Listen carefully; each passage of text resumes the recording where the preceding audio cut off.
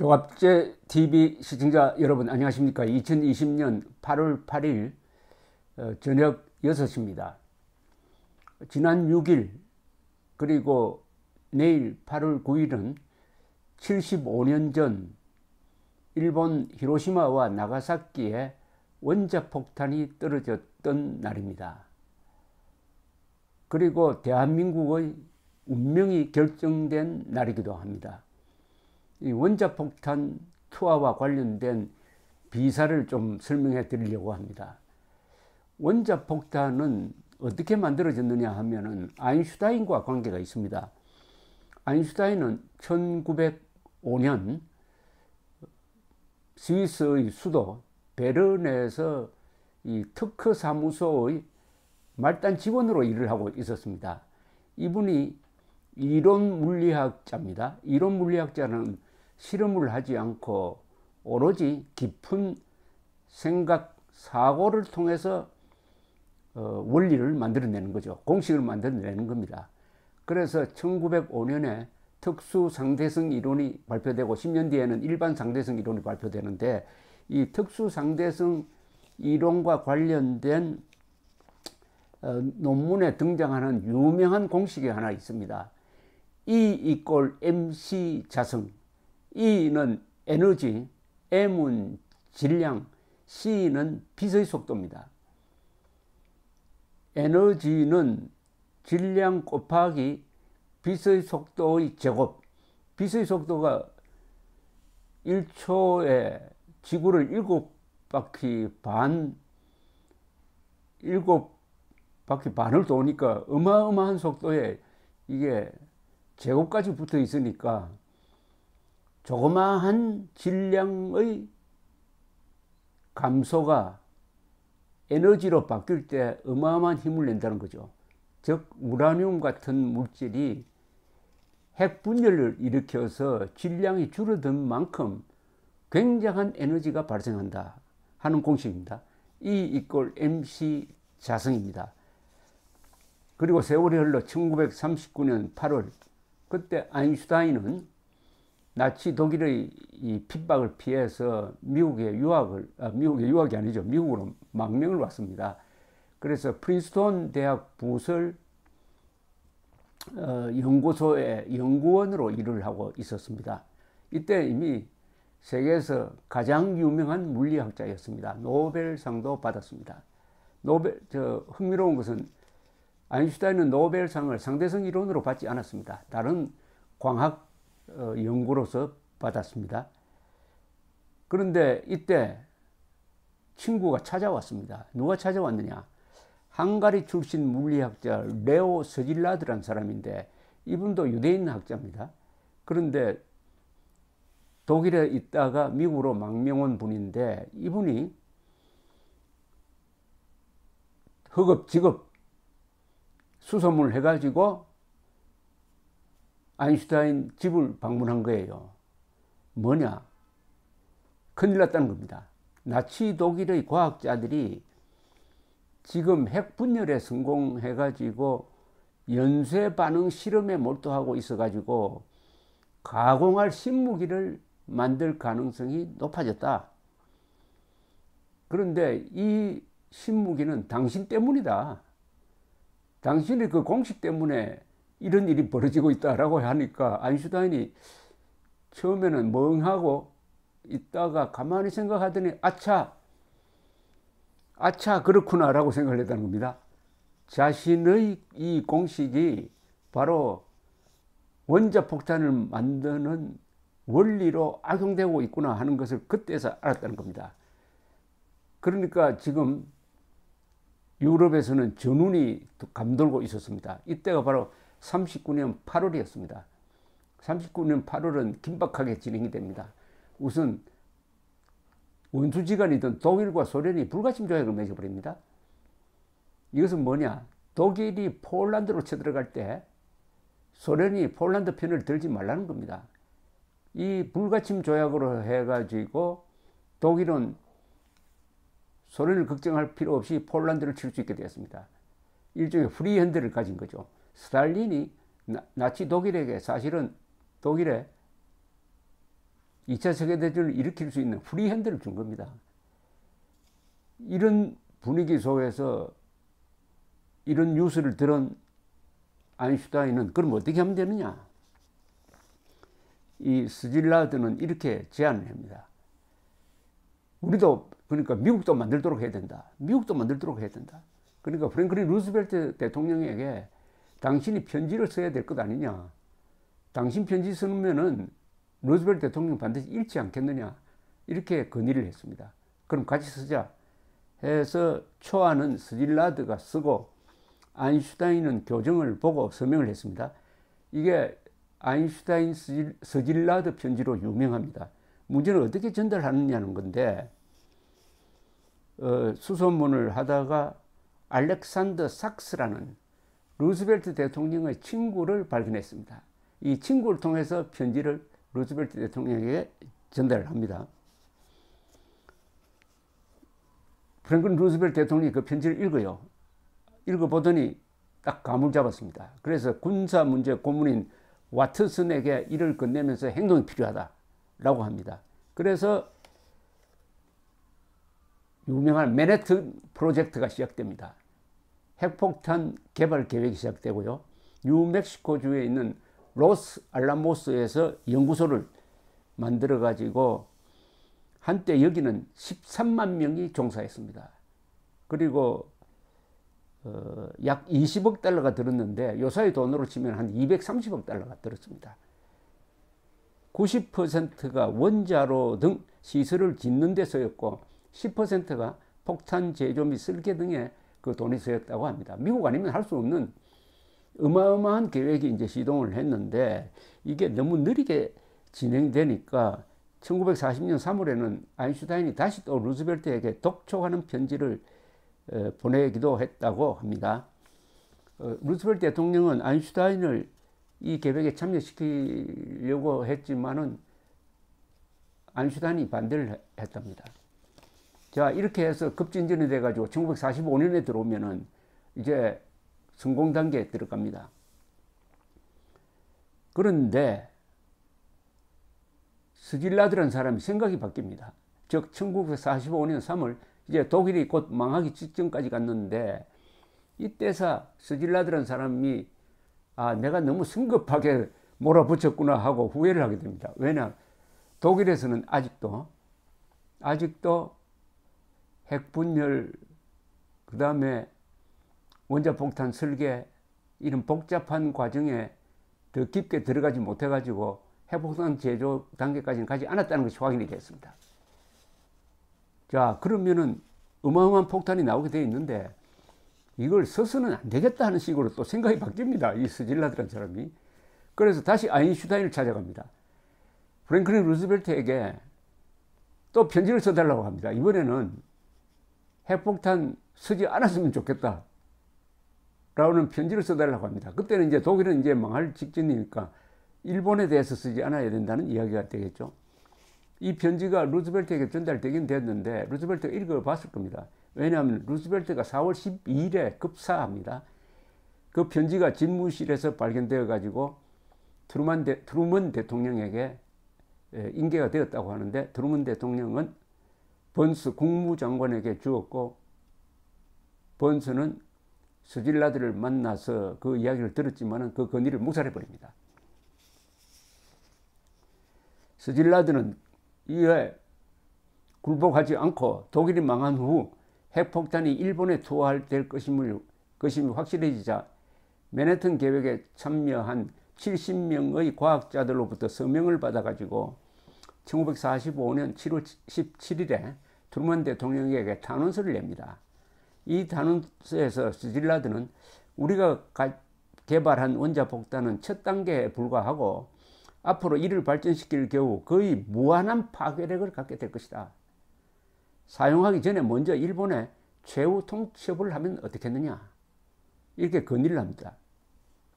그러니까 미국이 일본이 요구하는 조건을 공개적으로 천명한 뒤에 일본이 이를 거부하면 그 이후 신중하게 사용을 검토해달라고 트루먼 대통령에게 건의한 거죠. 이 탄원서는 그러나 트루만 대통령에게 전달되지는 않았다고 합니다. 원자폭탄을 쓰지 않고 재래식 무기만 가지고 일본의 상륙전을 펼 경우 미군 피해는 한 100만 명 정도가 될 것이라고 추정이 되었습니다. 사이판 그리고 오키나와 점령전에서 일본군은 끝까지 싸워서 마지막 남은 사람이 그냥 자살 돌격을 하기도 하는 걸 보고는 일본 본토에 상륙하면은 아이들까지 여자까지 죽창 들고 나올 것이다. 100만 명이 죽는다. 그런데 원자폭탄이 만들어졌는데 이걸 사용하지 않고 100만 명을 죽는 상륙작전을 명령할 수 있는 대통령이 있겠습니까? 요사이도 왜 트루만 대통령이 그때 핵폭탄을 썼느냐고 원망하는 사람들이 많은데, 당시에 이 과학자들 빼고 트루만 대통령에게 원자폭탄 쓰지 말고 100만 명이 죽더라도 상륙작전 합시다 하고 건의한 정책 전문가는 단 한 사람도 없었습니다. 이 학자와 정책 그리고 전략가, 대통령은 입장이 다 다른 거죠. 자, 그러면 어떻게 나가사키와 히로시마에 원자폭탄이 떨어지게 되었느냐를 좀 설명해 드리겠습니다. 자, 이제 7월이 되면 이제 원자폭탄 실험에 성공합니다. 7월이 이게 중요합니다. 1945년 7월이죠. 그리고 독일의 포츠담에서는 처칠, 스탈린, 그리고 트루만 세 대통령이 만나가지고 전후 질서를 어떻게 결정할 거냐 하는 것을 회의를 합니다. 이런 과정에서 원자폭탄을 어디에 투하할 것이냐 하는 결정을 해야 되게 되었습니다. 이 결정하는 위원회가 만들어집니다. 그 동시에 B-29에 이 폭탄을 실어서 떨어뜨리는 훈련을 합니다. 물론 훈련하는 조종사들에게는 무슨 폭탄이란 건 이야기를 하지 않죠. 훈련을 막 시킵니다.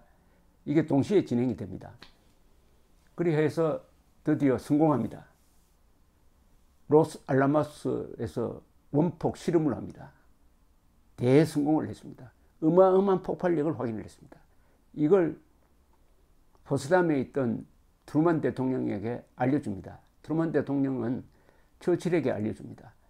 이 로스 알라모스에서 원자폭탄 만드는 작업에는 미국과 영국이 동맹국으로서 거의 같이 참여했습니다. 영국도 같이 참여했습니다. 영국이 다 알았습니다. 그런데 나중에 밝혀진 사실이지만은 이 로스 알라모스 안에 소련 간첩이 들어와 있었어요. 소련도 동시에 알았습니다. 그런데 트루만 대통령은 그때는 소련이 동맹국이니까 의리상 스탈린에게도 알려줘야 되겠다 해서 처칠의 양해를 받은 다음에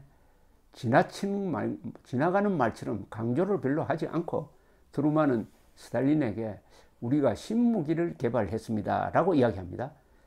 스탈린은 그 말을 듣고 별 반응이 없어요. 축하합니다 이 정도로 이야기를 합니다. 그러니까 트루만은 스탈린은 모르고 있구나 라고 판단을 했습니다. 천만의 말씀입니다. 스탈린은 이미 소련도 원자폭탄을 만들어야 된다 해가지고 지시를 해가지고 소련도 원자폭탄을 만들고 있었습니다. 간첩으로부터 확실한 정보를 가지고 어떻게 보면 트루만보다도 더 자세히 알고 있었습니다. 자, 이렇게 해서 어디에 떨어뜨리냐를 결정하는데 이 책임자는 헨리 루이스 스팀슨이라는 분이었습니다. 헨리 루이스 스팀슨은 당시에 70대인데요. 이분이 원래 공화당원이었으나 민주당인 루스벨트와 트루만 정부 하에서 요직을 맡았습니다. 당시 78살이고 아주 존경을 받는 분이었습니다. 이때 이분의 직책은 전쟁성 장관이었습니다.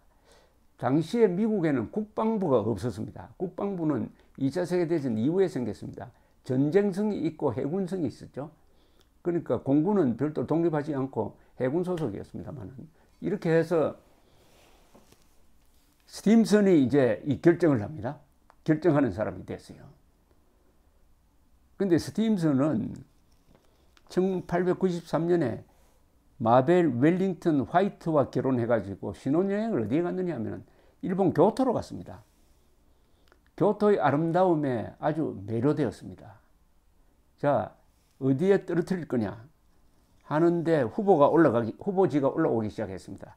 히로시마, 교토, 니카타, 고쿠라, 나가사키. 스팀슨은 제일 먼저 교토를 빼버렸습니다. 이유는 교토는 1000년 동안 일본의 수도였다. 일본의 정신의 고향이다. 여기에 원자 폭탄을 터뜨렸다가는 전후에 일본 사람은 마음을 잡아가지고 일본 통치할 수가 없다. 아주 이유가 근사하죠. 그래서 교토는 빠지고 그 다음에 올라온 게 히로시마입니다. 왜 히로시마냐?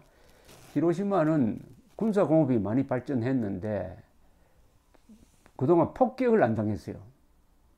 지금 융단 폭격을 막 하고 있는데 히로시마는 빠져 있었습니다. 니가사도 빠져 있었어요. 그러니까 나가사키도 별로 폭격을 당하지 않았어요. 그래서 히로시마를 정하고 히로시마에는 또 미군 포로 수용소가 없었어요. 두 번째는 어디냐? 고쿠라. 고쿠라는 규슈의 북쪽, 요새는 기타 규슈라고 합니다. 거의 공업시설이 집중되어 있는 곳입니다. 고쿠라. 세 번째가 나가사키. 이렇게 순서가 이렇게 맺어졌습니다. 히로시마. 두 번째가 고쿠라. 세 번째가 나가사키. 자, 1945년 8월 6일 새벽 사이판 가신 분 잘 아시지만 그 옆에 티니안 섬이 있습니다. 아주 납작한 섬. 이 티니안 섬이 1943년이죠 아마. 3년에 사이판 섬을 점령한 미군이 티니안 섬에 비행장을 만듭니다. 한때 세계에서 가장 큰 비행장입니다. 거기서 B-29 폭격기를 띄워가지고 일본을 폭격하기 시작합니다. 티니안 섬에서 미군 B-29 폭격기가 출격을 했습니다. 오전 8시 15분 히로시마 상공에서 폭탄을 투하했습니다. 우라늄탄입니다. 이거는 우라늄 플루토늄인데 우라늄탄으로 만든 것이었습니다. 별명이 리틀보이라고 불렸습니다. 이게 톤수로 한 2, 3톤 됐습니다. 아주 큰 겁니다. 요새는 줄여가지고 뭐 한 500kg 정도로 줄이지만 570m 상공에서 폭탄이 터졌습니다. 터지는 장면을 사진으로 찍고 터지니까 그 화염과 폭풍 때문에 이 B-29가 흔들려 가지고 아주 부러질 뻔했습니다. 사진 다 찍었습니다. 7만 명이 그날 목숨을 잃었습니다. 후유증으로 더 많이 죽었습니다. 사흘 뒤 8월 9일 새벽에 소련이 대일 선전포고를 하고 약 100만 명의 군대를 동원해 가지고 만주에 주둔하고 있던 일본 관동군을 치면서 한반도를 향해서 내려오기 시작합니다. 8월 9일 티니안 섬에서 또 B-29가 이륙을 했습니다.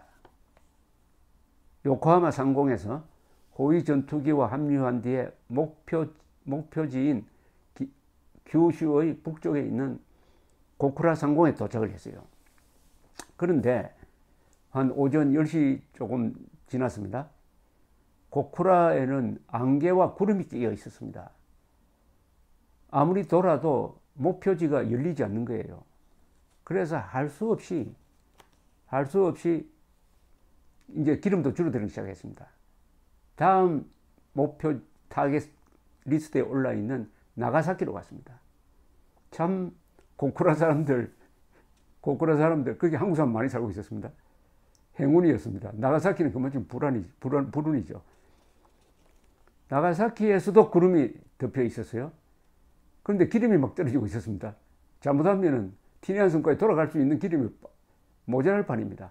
마지막으로 선회를 하는데 구름이 갈라지면서 미쓰비시 중공업 공장이 보이기 시작했습니다. 거기를 향해서 팻맨이라는 별명이 붙은 플루토늄탄을 투하했습니다. 이것도 약 500m 상공에서 터졌습니다. 오전 11시가 지난 시점이었습니다. 이 플루토늄탄은 폭발력이 TNT 기준으로 2만 톤이었는데 히로시마 원폭보다도 40%나 더 강한 폭발력을 가지고 있었는데, 나가사키는 뭐 가보신 분들 많으시겠지만 산이 많습니다. 산이 군데군데 산이 있어가지고 폭발력을 상당 부분 완충시켜가지고 피해는 히로시마처럼 많지 않았습니다. 이 나가사키에는 그런데 미군 포로 수용소가 있었어요. 수백 명이 있었는데 그분들도 희생되었습니다. 자, 이렇게 해서 일본이 이제 항복하는 쪽으로 가죠. 일본이 항복하는 과정도 좀 복잡합니다. 결사 항전파가 있고, 그리고 친위 부대가 쿠데타를 일으키려고도 하고 해서 그것을 수습하는데 여러 사람들이 희생이 되고, 또 8월 15일 천황이 항복 방송을 할 즈음 해가지고 일본 전역에서 이 할복 자살을 한 사람이 한 500명 됩니다. 그 중에 한 사람이 육군상이었어요. 아나미 육군상도 할복 자살을 하는데, 어쨌든 8월 15일 항복을 하는데, 이게 역사적으로 참 묘합니다. 세계 역사가 급전할 때는 사소한 결정이 그 뒤에 큰 것을 정해버리는 수가 있습니다. 평상시는 그렇지 않은데 이 사태가 막 급전할 때의 판단이 그 뒤에 역사를 결정합니다. 즉, 한번 돌아보면은 8월 6일 히로시마에 원자 폭탄이 떨어졌을 때 일본 천황이 결단을 내려가지고 8월 7일 항복하겠다라고 연합국에 연락했으면은 8월 9일로 예정되었던 소련의 참전이 이루어지지 않았을 겁니다. 그래서 북한에 들어올 리도 없고 아마 한국은 분단되지 않았을지도 모릅니다. 그게 아니고 나가사키에 8월 9일 원자폭탄 떨어지고 그 뒤에도 일본이 결정을 못 해가지고 한 8월 한 20일쯤 항복을 결심했다 하면 그때까지는 이미 소련군이 북한을 점령하고 부산까지 내려왔을 가능성이 있습니다. 부산까지. 어떤 그 중간에 8월 15일 항복을 선택을 했고, 이때 항복하겠다는 일본의 연락을 받고 미국 사람들이 한반도에서는 그러면은 분할 점령을 어떻게 할 것이냐 하다가 내셔널 지오그래픽에 있는 두 대령이, 본스틸과 러스크 두 대령이 지금 급하니까 내셔널 지오그래픽에 있는 한반도 지도를 보더니 가운데에 38도선이 있다. 38도선 남쪽에 서울이 있고 여기에 미군 포로 수용소가 있다. 그러니까 38도선으로 정해가지고 소련에 그 북쪽은 소련군, 남쪽은 우리 미군이 점령하겠다라고 제안을 했습니다. 그때 스탈린이 받아들여 버렸습니다. 스탈린이 받지 않을 수가 있었어요. 그렇게 할 필요 없다. 우리가 지금 이미 함경도에 상륙했으니까 계속 내려가겠다. 미군은 그렇게 수고 안 해도 된다. 이렇게 했으면 미군이 어떻게 막을 방법이 없었습니다. 또 미국은 한국의 전략적 가치를 그렇게 높게 평가하지 않고 있었습니다. 오로지 일본을 어떻게 점령해서 통치하게 할 것이냐만 생각하고 있을 때였습니다. 그런데 또 스탈린의 야심이 있었습니다. 스탈린은 일본이 항복한 다음에는 일본을 독일식으로 분할 점령해가지고, 예컨대 북해도는 소련군이 진주해가지고 통치한다 하는 그런 생각을 갖고 있었습니다. 그래서 한반도에서는 미군이 원하는 대로 받아주고 일본에 우리가 좀 끼어들 수 있는 여지를 만들려고 했습니다.